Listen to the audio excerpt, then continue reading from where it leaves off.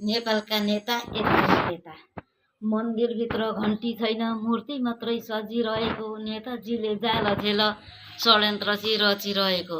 गाउँमा कर उठाएर देश चलाउने नेताहरूको पठालोमा कसले समाउने? जाडो गर्मी बैसझरी गरी ल्याएको कमाई लिनै पर्छ नेतासँग पठालोमा समाई। बालुवाटारमा बैठक बसी संवेदन बनाउने नेता अहिले कता हराए? 4 महिना 7 12 घर दैलोमा हिँड्यौँ, भोट खसाइसकेपछि भ्रष्टाचारी चिन्यौँ। विषादीले क्यान्सर हुन्छ, त्यसको दबाई बोझो। बेरोजगारी गरिब दुखीले रोजगारी खोजो। परबाट हिमालले आइज भनी डाक्थ्यो, घर दैलोमा हिँड्दा पनि रोजगारीकै माग्थ्यो।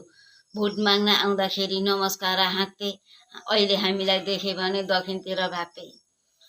सन्तोली त गुलियो थियो, पिरो रहेछ बोक्रो। देशको धन्सी के गर्छन् र देश किन देशै खोक्रो?